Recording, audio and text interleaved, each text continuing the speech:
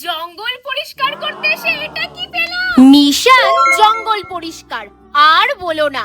আজ বাবা এক কাকুকে দিয়ে বাড়ির আশেপাশের জঙ্গল পরিষ্কার করাচ্ছে। আর তোমরা তো জানোই আমি যেখানে সেখানে ফুল গাছ লাগিয়ে রাখি, তাই কোন গাছটা তুলবে আর কোন গাছটা তুলবে না সেটাই কাকুকে বলে দিচ্ছিলাম। ভোট কেন্দ্র থেকে চুরি করে আনা কলিয়াস গাছটা দেখো কত বড় হয়ে গেছে।